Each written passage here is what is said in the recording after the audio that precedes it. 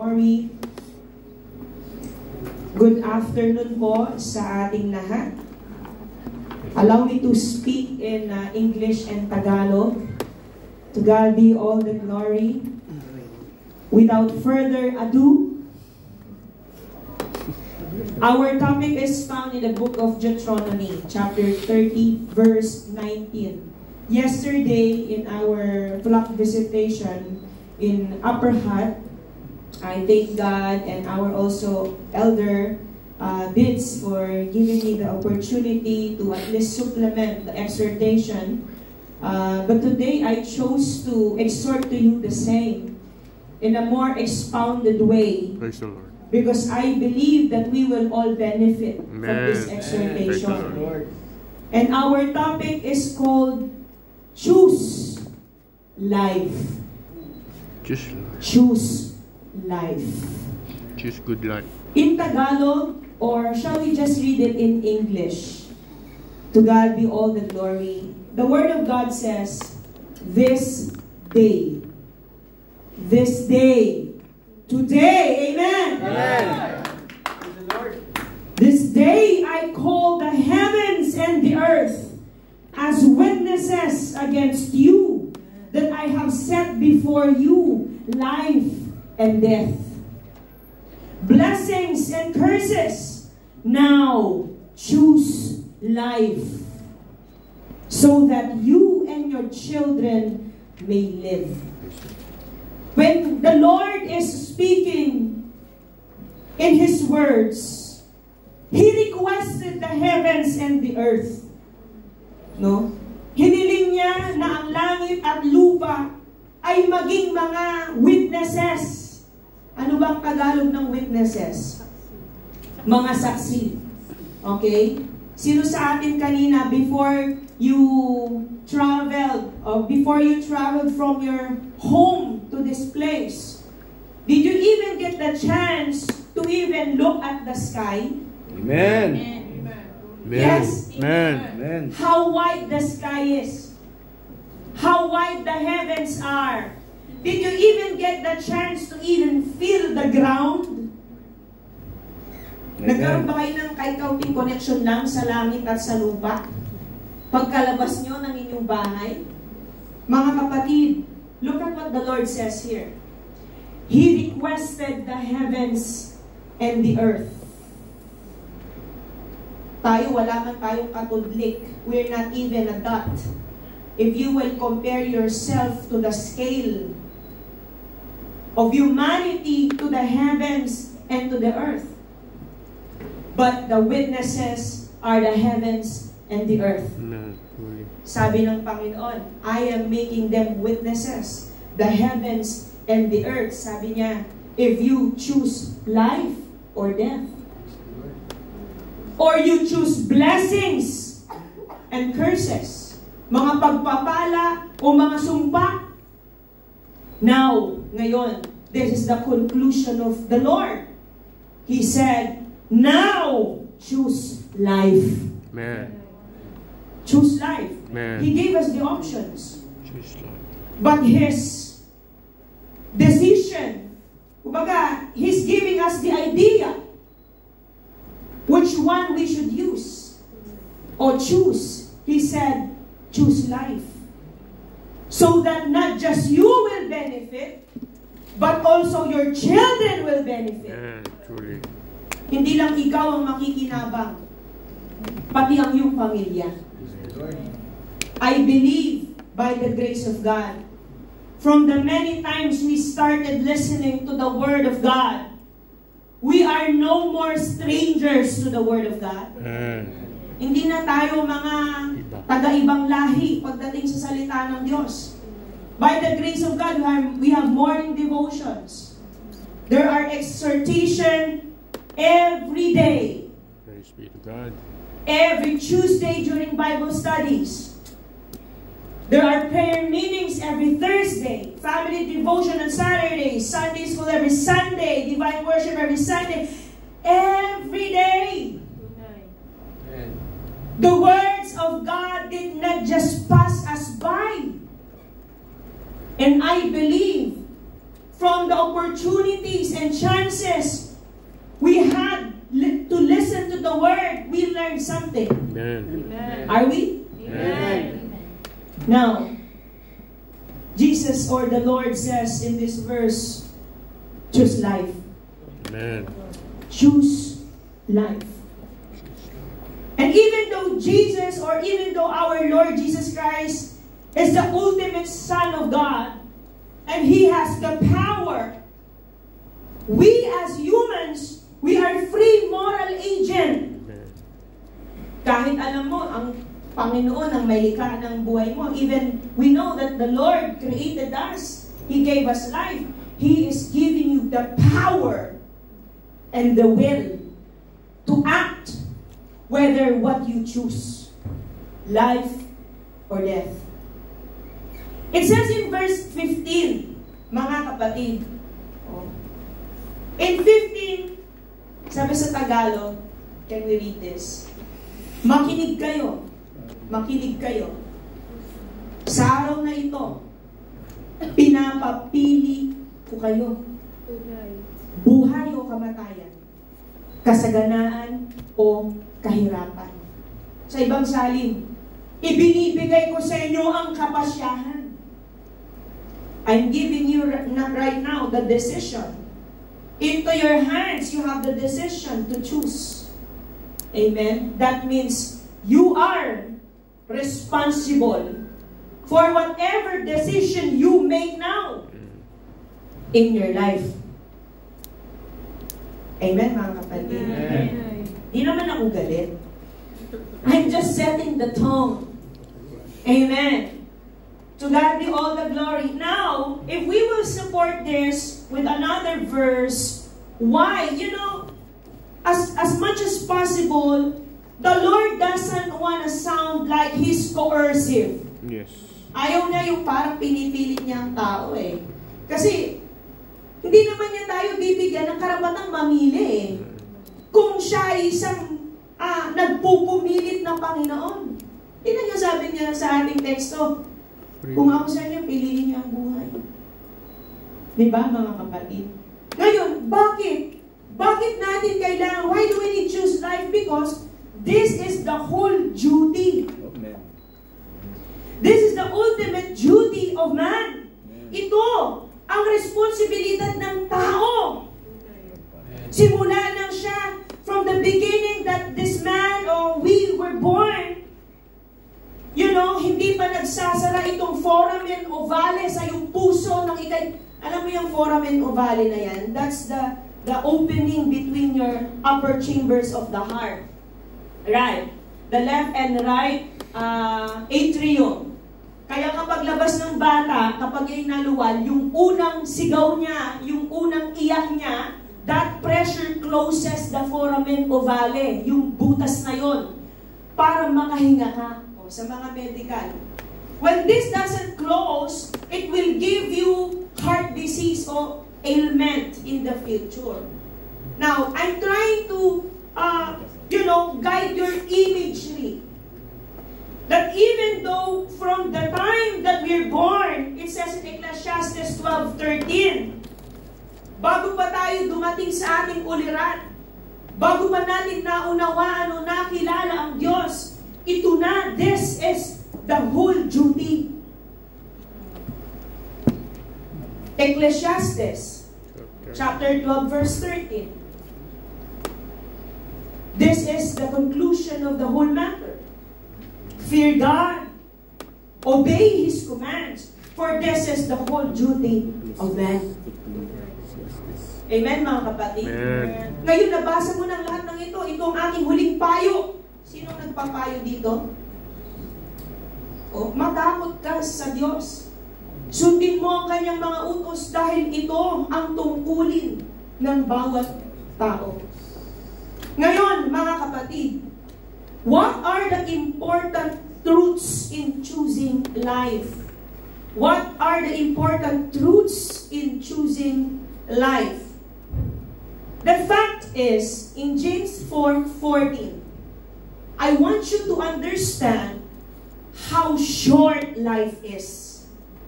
Kumbaga, kung pinapapili ka ngayon, you won't think how many years you still got so that you can delay a decision about your life. I'm telling you right now, the Word of God says, sa katunayan, our life is like a mist. Ano ang mist? Sabi sa science, it's like a vapor. A vapor.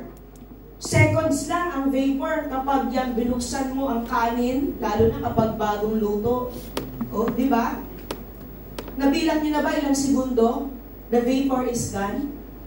Mga kapatid, sa katunayan, hindi niyo alam kung ano ang mangyayari sa inyo bukas sapagkat ang buhay ay parang hamog. Sabi sa English, it's like a mist. It's like a vapor. Here now, later is gone. You are a mist that appears for a little while, kaunting panahon lang, and then vanishes. Tapos ay nawawala. That is the reason why the Lord gives us the idea already. Choose life. Choose life. Because life is like a mist. Here now and gone later. Come on, wake up. Choose life. Amen. Choose life. Choose life. Why? Because that decision you make will not just benefit you. Sabi nga sa teksto, it will also benefit your children. Praise the Lord. Praise the Lord. You know, we must not be selfish. This time, we shouldn't be deciding only for ourselves. Sorry. For our own. By this time, we should be deciding for ourselves and for our loved ones. For ourselves and also for our children. For ourselves and also for the future generation that is coming. That's how we should think properly. Amen. When we decide. Pakibalak mo na yung pamilya mo. That is right. Pakibalak mo na yung sambahayan mo, yung mga mahal mo sa buhay. Because that decision you make now matters. Amen. Truly. It's not just about you now. It's about your family and the generation that is to come. Now, we thank the Lord for giving us the opportunity, the power, the will, the freedom to choose. Praise the Lord. Right.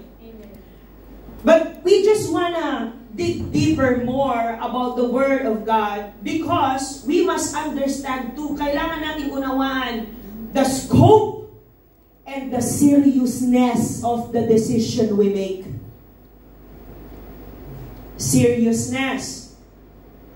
The solemnity of the decision that we make. You know, it says in Deuteronomy chapter 5, verses 9 to 10 in NLT. By the way, we thank God for the families He saved. Praise the Lord. I congratulate every one of you. Praise the Lord. Sapagkat ang salitang ito ng Panginoon nangyayari ngayon sa inyong sambahayan. Praise the Lord. Amen? Glory to God. You must not bow down to them or worship them, for I, the Lord, your God, I am a jealous God, who will not tolerate your affection for any other gods. I lay the sins of the parents upon their children. The entire family is affected. So if we do not choose life, that means our family is affected. Amen? Even children in the third and fourth generation of those who reject me. Choosing life is choosing Christ. Amen. Because Christ is the life. Amen. Di ba sabi yan sa John 14:6? I am the way, the truth, and the life. Di ba? Jesus told him, I am the way, the truth, and the life. No one can come to the Father except through me. So if we choose life, we find favor in our families. If we do not choose life, meaning we reject Christ. Amen? That also matters and affects your family. Amen, mga kapatid? Amen. So sabi dito, to the third and the fourth generation. Sino sa atin dito, mahal niyo ang mga apo niyo? Amen. Sino may mga apo na dito, magpuri sa Praise the Lord! Praise the Lord! Sana all may So, kayo po ay lola-lolo sa tuhod, sa kaligtigan, gano'n. Imagine, the decision we make is not, it's not just about your life here on earth, but it talks about your spiritual and your eternal aspects. Yung espiritualidad mo at saka yung buhay mo na darating, ikaw at ng yung sambahayan. Amen. Mga kapatid. Kaya, ang tao, no, I don't wanna choose life because it is inconvenient. Diba? Ang tao ayaw ng paglilingkod. Tunay yan. Ayaw ng commitment. Ayaw maabala. Hallelujah. Hallelujah. Ayaw gumastos. Tunay. Ayaw magpuri. Ayaw magtapat. Man doesn't want to walk in righteousness. That's why he doesn't choose life. Man doesn't want to be bothered. He wants to enjoy all the resources for himself, for his own sake and benefits. In Jesus' name. But the way that leads to life, I just want you to know, is narrow, and that is expected. In Matthew chapter 7, verse 13 to 14, di sana, kung maluwag ang daan papuntang langit, wala nang nagtiis. Mga kapatid, Hindi maluwag yan. di ba? Sabi ng salita ng Diyos sa Ingles, ayan, you can enter God's kingdom only through the narrow gate. The highway to hell is broad. That is why, if we feel so convenient with our services, think twice. If we don't have any sufferings, if we don't have any endurance, or sabihin na natin mga pagtitiis sa ating mga paglilingkod, think twice now. Because the Word of God says, the highway to hell is broad. Hindi masikip, maluwang. Ibig sabihin, magaan. Walang kahirap-hirap. Amen? And its gate is wide for the many who choose that way. Sabi sa 14, anong sabi sa 14? But the gateway to life. Narrow. Yung daan patungo sa buhay, ang daan patungo kay Kristo, ay masikip. It's very narrow. And the road is difficult. And I just want to thank God for His words. Only a few ever find it. Amen. And we thank God.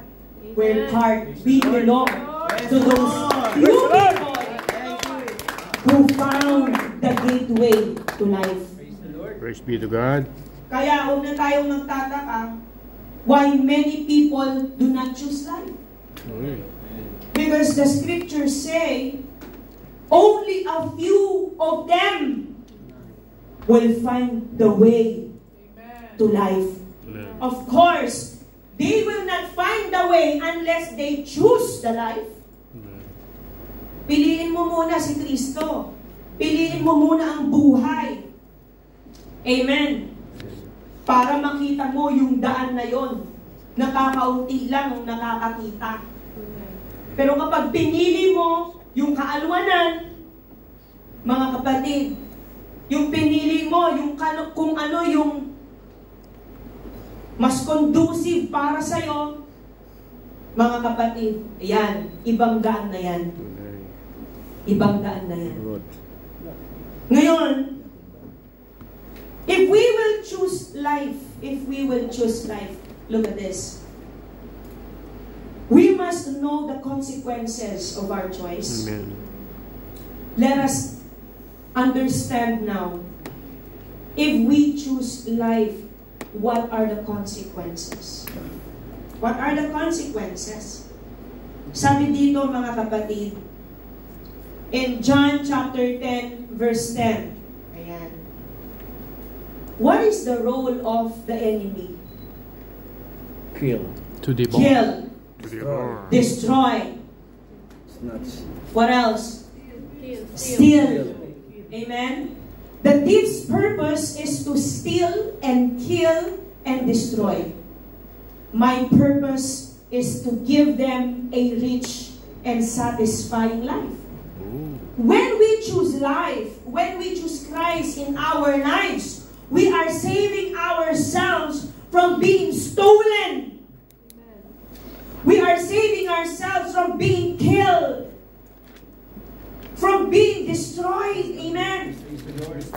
Gusto mo ba wasakin ka ng dyablo? Hallelujah in Jesus' name. Gusto mo ba ngayon nakawin ng dyablo ang kaligtasan mo at buhay na walang hanggan?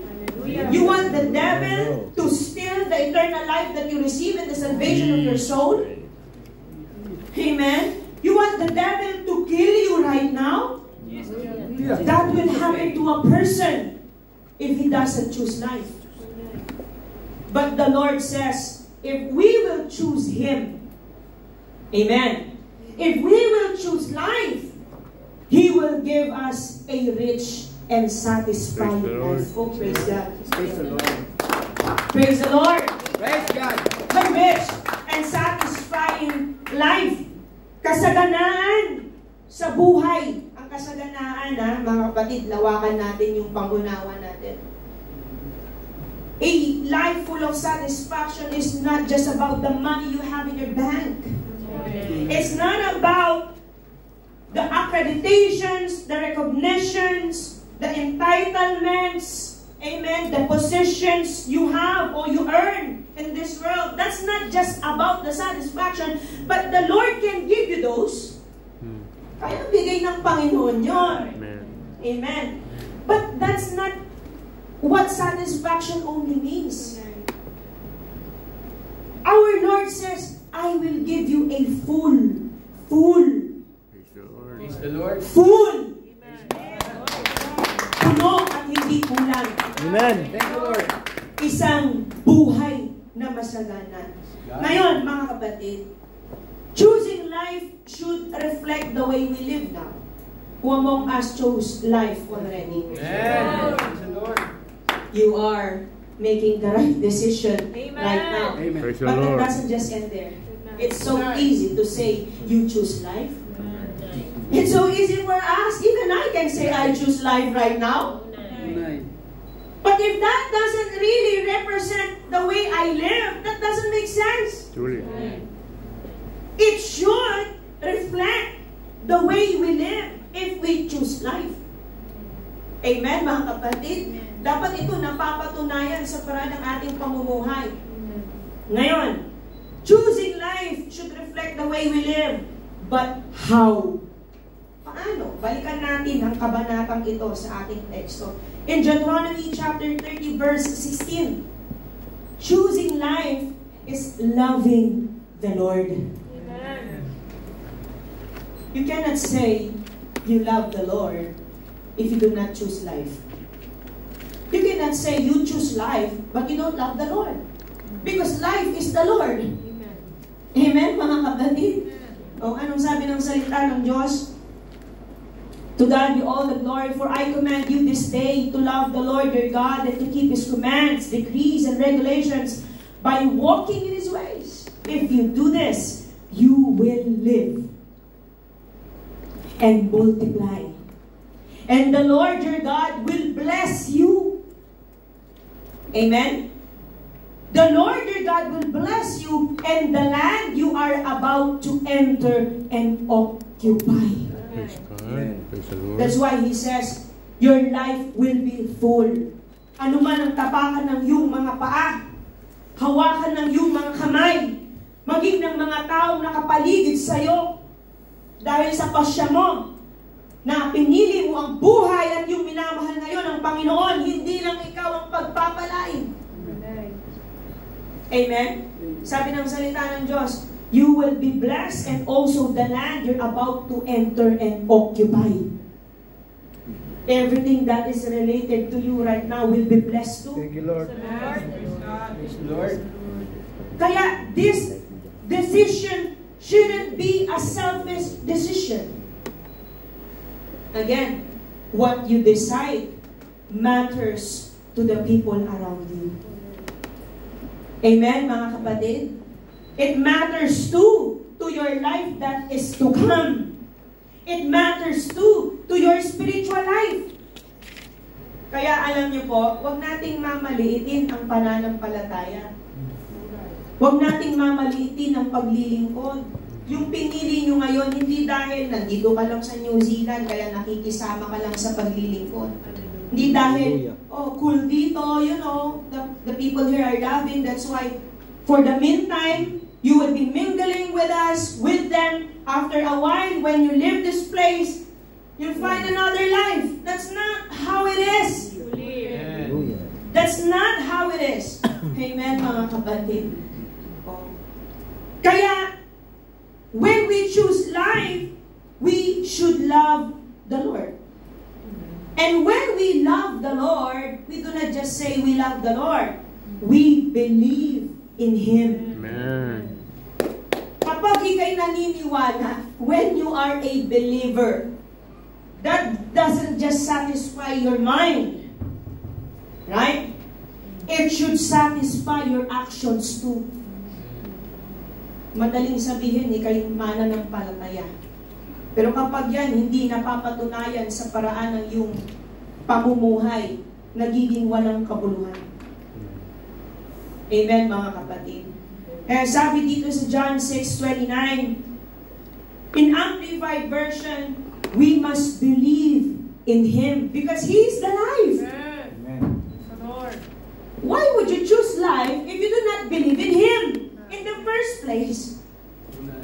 The reason why you choose life is because you believe in Him. Amen. Sino sa atin dito naniniwala sa Panginoon? Amen. Ewan ko na lang sa inyo kung hanggang ngayon di pa kayo naniniwala. Sa lahat na lang ng patunay na ginawa ng Panginoon sa ating buhay, anong dahilan natin para tayo hindi manampalataya sa Kanya? Mga kapatid, Jesus answered, this is the work of God, that you believe, adhere to trust, and rely on, and have faith in the one whom He has sent. Sabi ng salita ng Diyos, kailangan nating manatili, magtiwala, we must depend on Him. Kailangan nating magkaroon ng pananalig sa Kanya. And when we believe in Him, it will compel us to do His will. Love is proven by action. Believing is a manifestation of your faith.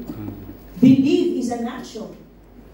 And when you believe, it results to action. Glory. Amen, mga kapatid. That is why we must believe in Him. Okay, hindi naman maaari you believe in the Lord, but you do not believe in the sent ones of God. Amen, mga kapatid. That is irrational. We cannot say, I love you, Lord, but we do not believe in His sermons. Kapag wala tayong pagkilala sa mga sugo ng Diyos, we are fooling ourselves. Amen? Sa biyaya, mayroon tayong mahal na apostol. Praise the Lord. You know, our beloved Apostle Jonathan is now fine-tuning our culture as apostolic. That's right. He cares for each member in the church. Praise the Lord. He would not travel miles, thousands of miles away just to admonish and remind us, amen, that we should always choose life. Kung hindi niya tayo mahal. Kaya nga sabi ni Apostol Pablo, if I love you more, will you love me less? Kung mahal tayo ng mga sugo ng Diyos, anong isusukli nating pagmamahal sa mga sugo ng Diyos?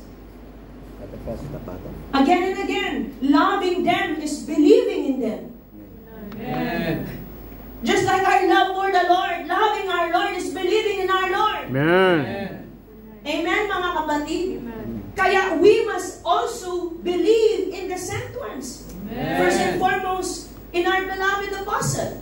Why? Because he was given the task. This burden, this so big responsibility on his shoulders, so that we may always walk in the decision we made. Thank you, Lord. And that is life. Praise be to God. It's not reasonable too that we say we only believe in the apostles, but we don't believe in the co-workers of the apostles. Hallelujah. That's totally unbelievable, mga kapatid. Totally. If we believe in the sent ones, we believe as well to the co-workers in the vineyard. That's right. Ephesians 4:11. It rings in our ears all the time that we must believe in them. Amen.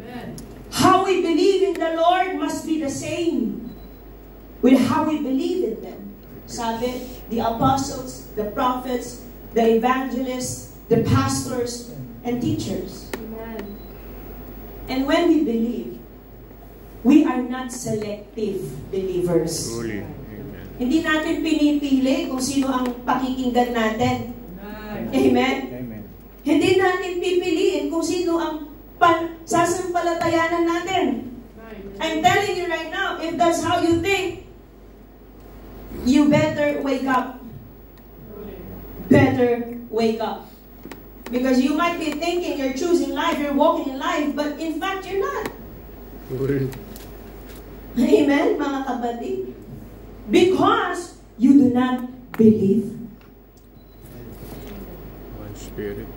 Amen. The reason why they are there, so that we will be guided with our decision that we chose life. Lord. Sige nga, tanong ko, kung pinili mo ngayon ang buhay, sinong gagabay sa'yo? Sino? Magagabayan mo ba ang sarili mo? Hindi mo magagabayan ang sarili mo. Dahil unang-una, ang isip ni Kristo, inilagay niya sa mga apostol. Amen. Ngayon, ang mga kasama ng apostol, yung mga pinagtagubilinan, dumadalo yung isip ni Kristo. Praise the Lord. Kaya kung hindi mo paniniwalaan ang mga ibang sugo ng Diyos, maliban sa apostol, naliligaw ka na. Maliligaw ka na talaga. Ligaw ka na. Mga kapatid. Kaya we are blessed because in the church, this is a church that is caring. Amen. Alam nyo, you know, my heart is full whenever I hear the testimonies of our brethren. You know, lalo na ang ating mga bagong mga kapatid. They see the genuine care in the church. Amen. To God be all the glory. Some of them testify, sabi niya, napakapalad po namin, nahanap po namin itong iglesia. Praise the Lord. Napakapalad po namin na narinig po namin ngayon. Nakakapaglingkod po. Kaya hindi nila alintana ang layo. Hindi nila alintana ang pagpapagal. Bakit? Dahil mapalad sila na sila ay nakabilang sa iglesia na kung saan tayo ay ginagabayan, kung paano tayo dapat lumakad sa desisyong ating pinili. At naniniwala ako na kung bakit kayo naririto sapagkat pinili nyo ang buhay. Amen. At Amen. dahil pinili nyo ang buhay, wala tayong ibang magagawa. This is an obligatory decision. Amen. There is an obligatory consequence of our decision that we choose life. Amen, mga kapatid. Then we must walk in life by the guidance of our beloved apostle and the sent ones. To God be all the glory. Purihin ang ating Panginoon. Because it says in 2 Chronicles chapter 20 verse 20, if we believe in the sent ones, your life will be successful. Amen. If we believe in the prophets, your life will be prosperous. Amen. Sabi dito mga kapatid, believe in His prophets and you will succeed. Lord. You know, man is very thirsty of success. Oui. In everything he does, he wants to earn power. He wants to own authority, acknowledgement, recognition, amen, success. Pero sa totoo pala, ang totoong pagtatagumpay, kapag sinasampalatayanan natin ang Panginoon at sinasampalatayanan natin ang mga sugo ng Diyos, because they bring the Word of God. Amen. Truly. Di ba mga kapatid? Ano ba ang mga gawain ng mga sugo ng Diyos? They admonish. Amen. Amen? Sabi sa Colossians 1:28, ano sabi ni Apostol Pablo? I like the tone of Apostle Paul when he was saying this verse because he's claiming really his office as an apostle. Sabi niya, so we tell others about Christ, warning everyone and teaching everyone with all the wisdom God has given us. Praise the Lord. We want to present them to God. Praise the Lord. Amen, mga kapatid. Perfect in their relationship to Christ. Alam nyo, kanina habang tayo umaawit nung Maranatha, maiiyak na talaga. Nang nasabi ng ating kapatid, huwag tayong tumalikod. It pricked my heart so much. I was saying, Lord, this is really your message. Because this message is about what that sister said. Amen? We must remain. Steadfast. We remain only if we choose life. Amen, mga kapatid? You know, when we were singing the song all together, I was thinking and saying to the Lord, Lord, kung pahintulutan mo sa mga pagkakataon na kami ay malakas, doon ka dumating. Amen. Yes, Lord. Yes, Lord. Huwag doon sa panahon na kami mahina at ang mga iba'y umalis. Hallelujah. Hallelujah. That's our cry. That when the Lord comes back, tayo lahat ay malakas at malatag. Lord. Na gumagawa. That may the Lord find us so doing, strong, united. Amen? Not withholding the faith because we lose our sense in life if we fail, if we turn back. Hallelujah. Huwag na ba? And I can't stop myself from being so emotional because it's so sad to see that some of us do not choose life. That some of us did not choose life. That some of us changed their decision from choosing life. Mga kapatid, the Lord is coming soon. Amen. The Lord Himself says, choose life. Because if we do not choose life, then that means we're choosing death. This is another consequence of our decision. You know, it says in Deuteronomy chapter 30, verses 17 to 18, look, there's a verdict already. There's a judgment already. There's a final consequence already if we do not choose life. Yes, truly. But if your heart turns away and you refuse to listen, and if you are drawn away to serve and worship other gods, sabi sa 18, mga kapatid, then I warn you now that you will certainly be destroyed. Sigurado yan. Amen? You will not live a long, good life in the land you are crossing the Jordan to occupy. And we know that this pertains to Israel. We are to the nation of the Lord. Amen. Alam niyo, sabi sa Tagalog nito, mga kapatid, para mas manamnam natin mabuti. Ano sabi sa 17, mga kapatid? Ngunit kung tatalikod kayo at hindi susunod sa Kanya, at kung sasamba kayo at maglilingkod sa ibang mga Diyos.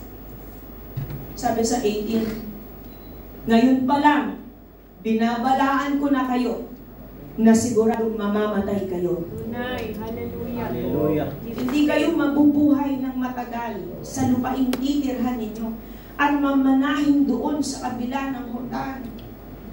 Kaya mga kapatid, we must think wisely unless in 1 Corinthians 15:2 we receive this faith in vain. Sumampalataya tayong walang kabuluhan. Again and again, it's so easy to say, you choose life. Diba mga kapatid? Sa pamamagitan nito'y maliligtas kayo kung pangahawakan ninyong mabuti ang ipinangaral ko, maliban na lamang kung hindi talaga tunay ang inyong pananampalataya. Sa iglesia, tunay ang pananampalataya. Nagkakaiba lang yan sa taong tumatanggap ng pananampalataya. Hindi natin maaaring mabalik. No? We cannot override the truthfulness of the faith that comes from the Lord. It only varies to the person who receives it. Nagiging siyang walang kabuluhan when you receive it in vain. Bakit may mga tao madali nilang palitan ang kanilang desisyon? Why are there people who are so easy to change their decisions? Not choosing life. Why? Because the faith, the true faith that came to them, they did not receive it the way it is true. Mga kapatid, minamaliit ang pananampalataya. Huwag nating mamaliitin ang pananampalataya, mga kapatid. Ang pananampalataya ang dahilan bakit tayo naligtas. Sapagkat ang pananampalataya ito'y patungkol kay Kristo. Ngayon, kung mamaliitin natin si Kristo, minamaliit natin ang pananampalataya. Kung minamaliit natin ang pananampalataya, minamaliit natin ang buhay. Kapag minamaliit natin ang buhay, ang kamatayan ay darating sa iyo. Kaya, mga kapatid, ngayon pala, mahalaga kung tinanggap natin noong walang kabuluhan ang tunay na pananampalataya, mag-isip-isip na tayo ngayon. Sabi ng Panginoon, piliin mo ang buhay. The Lord. Sabi ng Panginoon, okay, narinig ko, sige, ito, buhay, kamatayan, pagpapala, sumpa, ngayon, pumili ka. Hindi din naman tayo iniwan ng Panginoon sa pagdedesisyon. He gave us a hint of what to choose. Choose life. Amen. Whatever it may happen in our lives, whatever struggles and circumstances, do not change your decision. Amen. Stand firm! Stand firm! Mga kapatid, hindi tayo mag-uubos ng oras dito, ng panahon at ng lakas. Kung hindi tayo nagmamalasakit sa isa't isa. Amen. We must choose life. Amen. Praise God. Choose life. Praise God.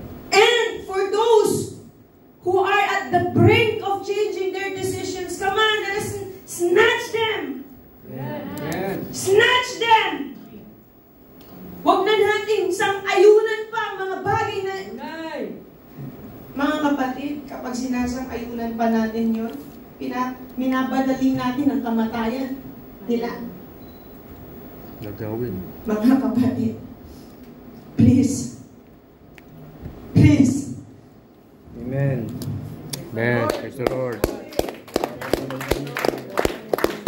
Praise The God. life that we have invested so much. Thank you, Lord. Let us choose life. Amen. Do not belittle the faith. Hindi lang dahil you don't want to hear what you're hearing right now. You don't want to do what you're asked to do right now. You don't want what is happening with you right now. You change your decision. No! Don't change your decision! Amen. Praise the Lord. Don't change your decision. Mga kapatid, let us choose life. Amen. Because if we do not choose life, our life loses its meaning. Truly. John 15:5. Look at what the Lord says. What does the Lord say here in this verse? Ako ang puno ng ubas at kayo ang aking mga sanga. Ang taong nananatili sa akin at ako rin sa kanya ay mamumunga ng marami sapagkat wala kayong magagawa kung hiwalay kayo sa akin. Amen. Truly. We are nothing. Amen, mga kapatid. We are losers. If we do not choose life, we cut off ourselves from the tree of life. Jesus' name. Kaya, right now, let us be reminded. Why? Why do we need to choose life? You want your life to prosper in a way the world offers you? Hallelujah. That will lead you to death. That's not gonna lead you to life. Amen? Whatever efforts you do in this life, away from the Lord is nothing. Truly. Amen. Wala tayong magagawa kung hiwalay tayo sa Kanya. Right. Kaya nga ang sabi, mga kapatid, kung susundan natin ang pagbasa, kapag ihihiwalay natin ang ating sarili, ang hindi nananatili sa akin ay tulad ng sangang itinatapon at natutuyo, at pagkatapos ay tinitipon at inihahagis sa apoy para sunugin. That's what death is. If we do not choose life, death decides over us. Pinapahintulutan natin ang kamatayan ng magpasya para sa atin. Hallelujah. Kaya maganda, piliin natin ang buhay. Amen. Kaya sa mga hindi pa pinipili ang buhay, there's a decision for you already. What is this decision? You're dead. You chose to die. Amen, mga kapatid. Do not let the death decide over us. Yes. Counteract Amen. while you have the power and the will to do it. Amen. Habang nasa atin pa ang kapasyahan, piliin natin si Kristo. Amen. Piliin natin ang ating Panginoon. Kaya ngayon, mga kapatid, sabi nga ng Panginoon, He requested the heavens and the earth to be the witnesses today. Mamaya, paglabas nyo, tignan nyo ang langit. Amen. Tignan nyo ang lupa. Ang langit at lupa, sila ay mga saksi ng iyong papapasyang gagawin ngayong araw na ito. Lord. Amen? Sa lawak ba naman ng langit, hindi ka pa mapaalalahanan? Hindi ko na lang alam. Unay. Sa lawak ba ng lupa, sa pagtabak mo, kinikilala ng lupa, saksi ang lupa sa iyong magiging pagpapasya ngayong araw na ito. Kung pipiliin mo ang buhay o kamatayan, ang magpapaalala sa atin ngayon, maging ang mga nilikha ng Panginoon, they are all witnesses of what you decide over today. Amen. Thank you, Lord. Now, brothers and sisters, if we will choose life, in verse 20 it says, this is the promise of the Lord. If we will choose life, mahalin ninyo ang Panginoon na inyong Diyos. Amen. Sundin niyo siya at manatili kayo sa Kanya. Amen. Dahil siya ang inyong inyong buhay. Praise God. Kung gagawin nyo ito, mabubuhay kayo ng matagal doon sa lupain na ipinangako niyang ibibigay sa inyong mga ninuno at na sina Abraham, Isaac at Jacob. Praise the Lord. At hindi lang yon, mga kapatid. Sabi pa dito sa Acts 2:39, ikaw at ng mga henerasyon pang darating. Praise the Lord. Praise the At Lord. this time, when we make decisions, do not make selfish decisions. Truly, amen. Amen? Think about not just yourself. Think about your children. Amen. Think about the generation that's Amen. to come. If you love your children, if you love your family, if you love the generation, think wisely now. Choose life now. Sabi ng salita ng Diyos, sapagkat ang banal na Espiritong ito ay ipinangako para sa inyo at sa inyong mga anak Praise the Lord. at sa lahat ng taong nasa malayo, sa lahat ng tatawagin ng Panginoon nating Diyos na magsisilapit sa Kanya. Praise the Lord. Let us choose life. Amen. Amen. And after making a decision, panindigan natin ang ating desisyon. Amen. Live out our decision. Now that you chose life. Father, we thank you so much. Lord.